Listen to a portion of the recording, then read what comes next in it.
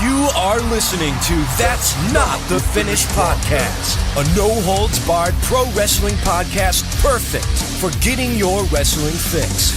Now get ready to call for the 3 count.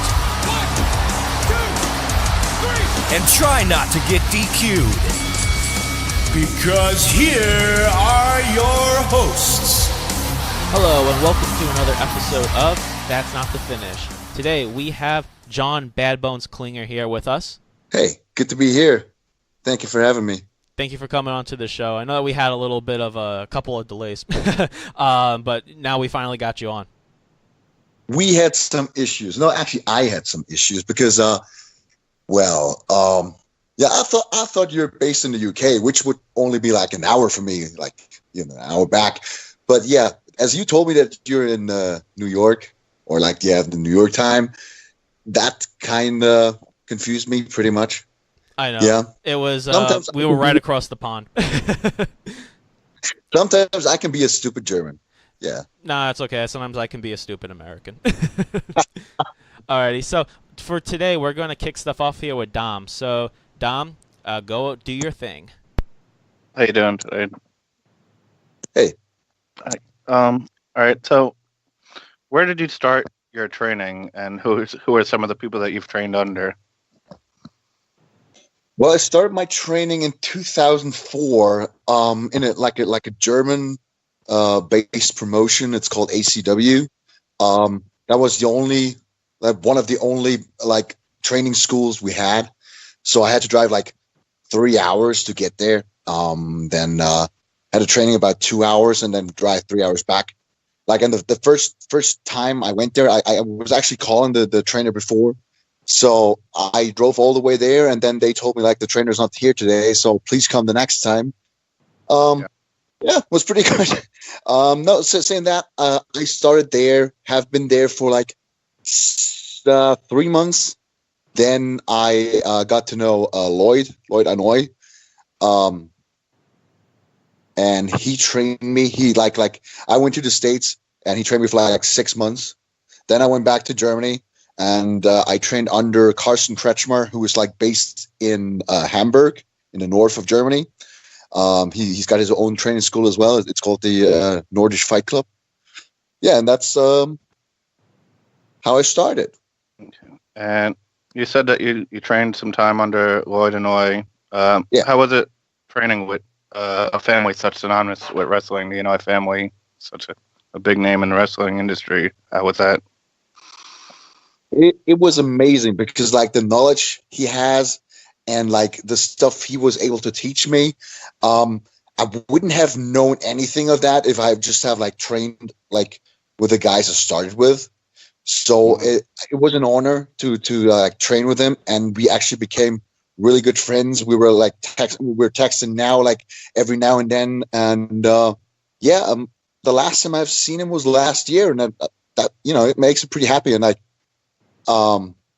he's really proud of me, which makes me happy even more because everything he told me, I try to accomplish and do. Yeah. So, what inspired you to get into wrestling? I saw it on the television when I was 4 years old. My parents were skipping through the channels, and then there was wrestling. And the first one I saw was Macho Man Randy Savage, and I was totally fascinated. So I was like, "Oh my God, what is that? I don't know what it is, but I'm sticking with that." And I told my parents that's what I want to do.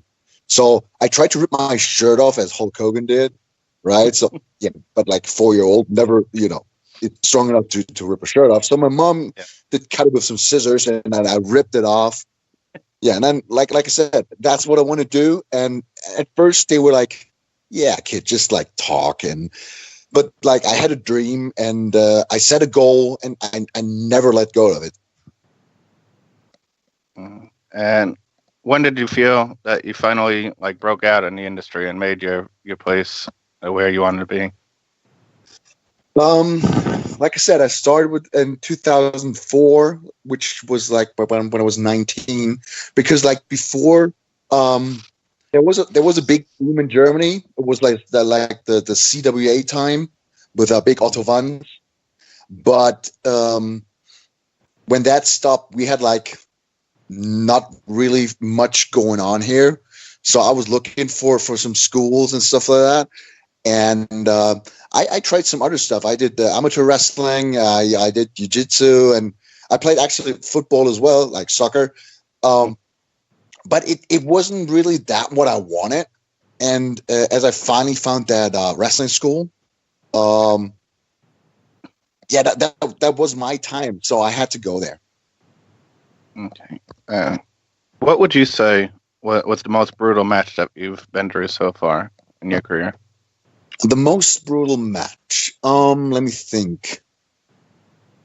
I would say against DJ Hyde, because we had a street fight and he threw an ornament at me, and I was like, my back was turned to him, and I was like about 7 meters away, and hit me right on the head, and I was split open to the skull. Let's say it was that, but then I kind of finished that match, and when I had to go to the hospital afterwards, they had to do like 15 stitches on my head. Wow, that's crazy. All right. You've done some work with TNA back in 2011, 2014, and more recently in 2017. Could you tell us about your time spent with TNA? Well, saying that, I started to do work with TNA in 2009. For their first Impact tour they did in Germany, I was one of the opening matches. That was in Dortmund, Germany. Then again in 2011, I did the gut check with them with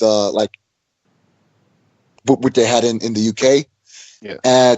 2013, they had the online gut check, which I won. 2014, I did work with them in their UK tour, and 2016 and 17, I've been over for them doing some work at the Impact tapings. Yeah. Okay. It was a. Yeah, go on. Yeah. No, Go ahead. you go on. I was just saying, what were some of like the things that you enjoyed working with them, or that stood out with your time being with them? Absolutely, it was something different. The work with them was so amazing, because like everyone tried to help, and there were guys I didn't know from back in the day, so it was even better.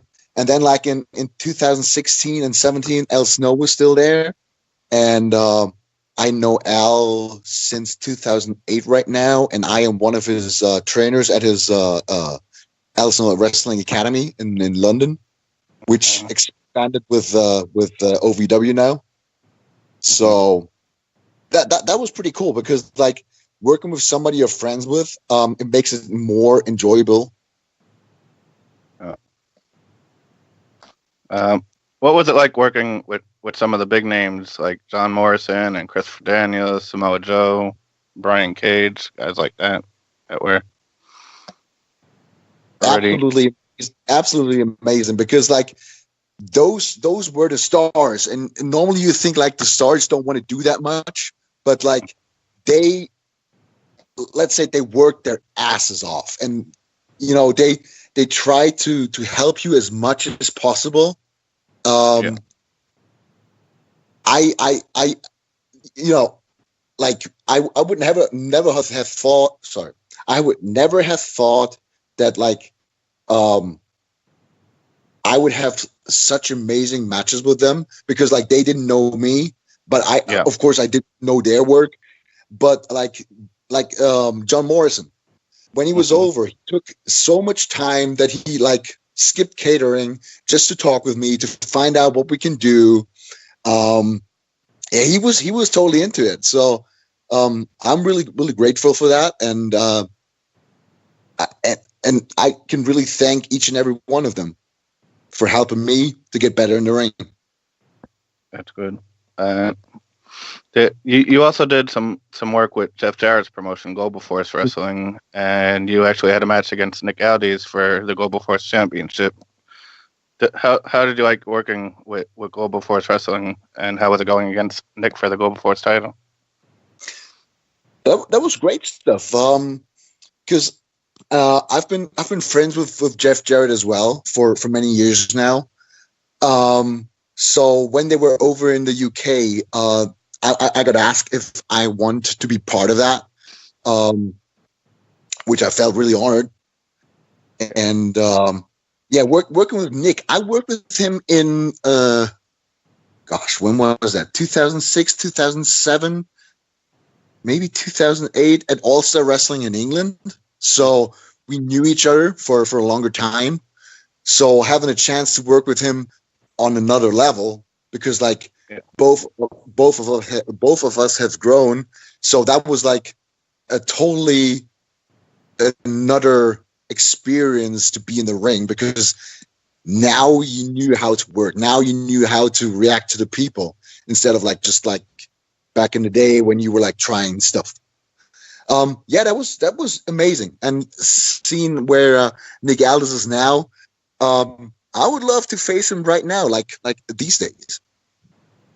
Yeah, that would be a great matchup for sure. Definitely. That's all the questions that I have. I'm going to pass you over to Dan, and he's going to take over from here. But thank you. Thank you very much. I'm back. Alrighty, so the first question I have for you actually is just like a question that I've actually been quite curious on for a while. So since you come from a country where English isn't really predominantly the first language, and if there exists like a language barrier between two wrestlers in the ring, say if the one wrestler doesn't speak any of the other wrestlers' language at all, or perhaps even just very, very little of it, what methods or tactics are used inside of the ring to help the communication flow between the two wrestlers while the match is going on? Right. Well, saying that, in Germany, most everyone is talking English right now. It is our second language. And when I was a kid, I grew up next to American neighbors. So I was playing with them and trying to learn as much as I could. And when we watched wrestling together, we watched it in the original tone, so it was the English version, and it helped me quite a lot to get into the English language. But saying that, when you're in the ring, there's a, let's say it's a wrestling language where you still can communicate without really communicate, so you know what will go on if you don't understand a word. I see. So, say if you were wrestling a guy that was maybe from Japan, and if let's say he didn't speak a word of English, so there's just kind of that universal language in a sense between both of you guys, where you guys just kind of know each other's mannerisms, and you know what each other's kind of going to do, or kind of just able to feel each other through the match, so to speak, to help each other sort of communicate in that specific wrestling language that you mentioned. Absolutely. Happened to me before, and sometimes you just have to feel your opponent, and you have to feel the audience as well. Gotcha. If it doesn't go like you planned it doesn't matter, because it's wrestling. We're both human beings, and if it works out when you feel the other one, and it makes the match even better, why not?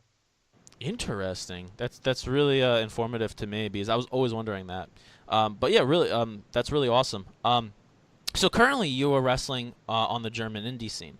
Do you plan on to travel to other wrestling promotions, or do you intend to predominantly stay in WXW, or maybe even go to a different promotion, perhaps even in the other promotions in the UK?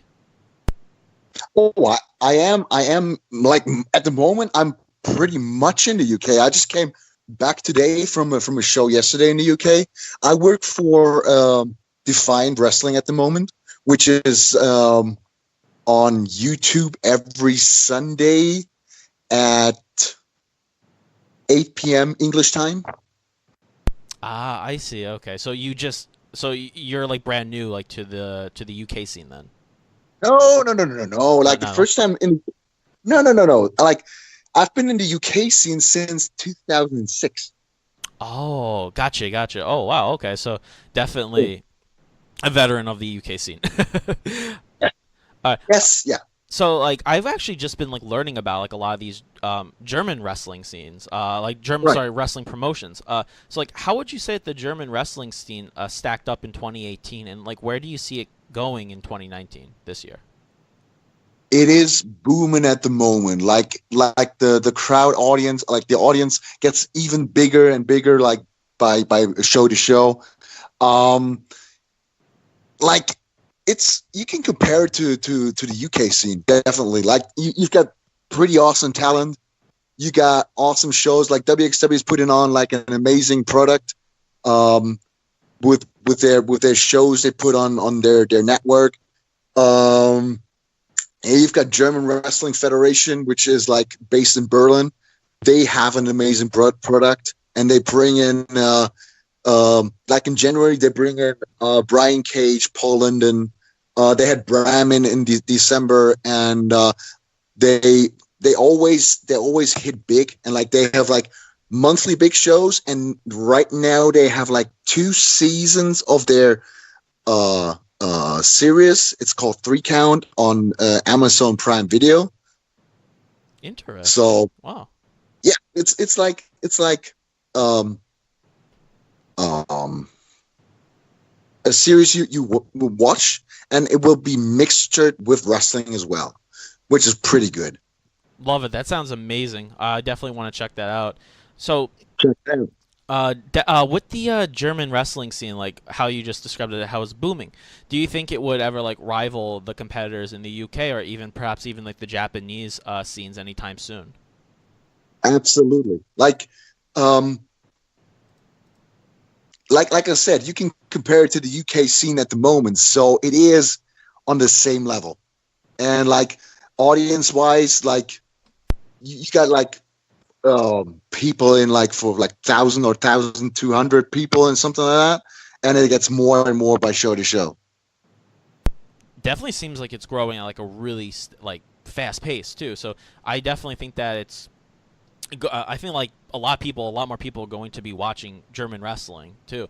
So I definitely am excited to see that grow as well. And I think that one of the other stars that you worked with before, John Morrison, he actually speaks German quite well, right? Absolutely, yes, he does. Yeah, I saw him actually. Like, there's actually a YouTube video of him speaking German. I was like, oh wow, I never even knew that, and that was actually really, really awesome to see him speak fluent German. But yeah, that was really interesting. So, kind of going back to the German as well as also the UK scene here. What type of wrestling styles per se, like strong style or like a more technical style, would you say a lot of the wrestlers seem to favor in those two scenes? A mixture of everything. It's like the same as it is in the US. It's the same in the UK. It's the same in Germany. Gotcha. So basically, just like everybody has like their own style, and depending like on where you train from, that pretty much is like the style that you seem to go in with. So it's like every guy like has like a different sort of moveset in a sense, or like what you basically just said, like a real hybrid of like a bunch of different moves. That's Interesting. So some of like your signature moves. Like what are some of your signature moves that you use in the ring, and like the specific names of them? well, I've got a second rope code breaker, which is called the self justice. Nice. And you also have another finisher called the Yes, which stands for you eat shit, I think. Yes, that was the name of the code breaker before. Yeah, Oh. but I kind of changed that because you've got kids in the crowd. Yeah. Really awesome name though. But I both are amazing. Don't get me wrong. Both are really awesome names. Thank And definitely really awesome really awesome moveset that you got too. So that's basically all the questions that I have. I'm going to hand it over to Moses. Okay, thank you very much. All All right, Bad Bones. I got a few questions of myself. Sorry, I'm trying to collect my thoughts, but All good. yeah. My first question to you is, what do you think of your upcoming opponent, Mil Muertes? Who you will be going against at the upcoming WrestleGate event? First of all, WrestleGate will be amazing. Like, it is, like, from everything you see right now, the postering, the advertising, it is gonna be big. It's gonna be amazing. Yeah, and my opponent, that's the match everyone is waiting for. I mean, it will be a battle. No, it will be a war, and I am sure that the people will be excited to see that one. Actually, I am excited to see that one because that German psycho right here is ready for me. I'm excited for it myself. I can't wait to see the match. Going back to WrestleGate, what are your thoughts? Well, you already explained. What is your? I should rephrase that and say, aside from your match, what is another match you're excited to see on WrestleGate, and what else can you expect to see from WrestleGate in the future? Well, saying that, they have so much amazing talent on it. I am excited to see every match on it because, like, they picked out the best of the best, so you just get the best of the best. And there will not be any match where I would say, "Oh no, I don't want to watch it," because I am gonna be there at the gorilla position watching every match. All right, what was I gonna ask? What are some wrestlers you would like? Well, what is one specific wrestler you want to have a long feud with in 2019? I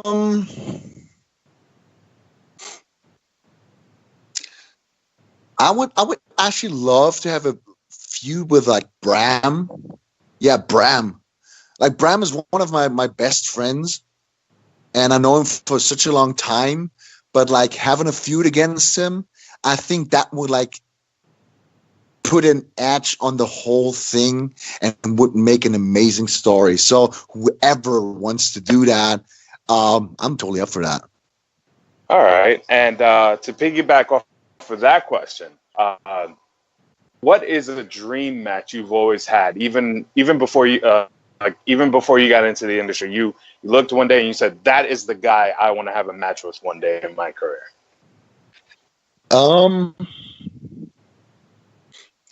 It's either Shawn Michaels or Chris Jericho. All right, yeah, Shawn Michaels is a personal favorite of mine. That would be an awesome match. He's amazing. Oh yeah. I mean, his moniker of Mr. WrestleMania definitely lives up to the name. And just as you saw with his tag match with Triple H and Undertaker, he still got it, which is amazing. He never lost it. He never lost it. Oh yeah. Now, my last and final question. I'm a little curious on this, and you mentioned that your nickname is the German Psycho, but another nickname is the Best in Europe. Now, I was wondering, since you are the best in Europe, could we possibly see you join AEW or NXT UK? And if you were to, would it be a solo run, or would we see the Oberhausen Terror Corp? Well, that's the best question ever. But saying that, wait for it. Okay. Because you will never see it coming, and when it hits, it's gonna hit back. Gonna hit big. Oh, you got me super excited now to see this. And again, thank you so much for allowing us to interview you. Good luck on your match with Mil Muertes, and I'm gonna pass it right back to Dan. Thank you very much, sir. So thank you so much for coming on to the show. Actually, that last question got me really hyped up as well. Really, like, we're hoping for the best for you in the future. Thank you so much for taking the time out to answer our questions again. No, thank you guys for having me on this show. I feel pretty humble that you asked me to do that. And whenever you want, I'll be back. Be ready for your questions. And thank you very much for having me. And to the people outside, I hope I will see you at a show. Thank you very much. And be sure to check out Bad Bones right at WrestleGate on January 26th. So we'll catch you again on the next episode of That's Not the Finish.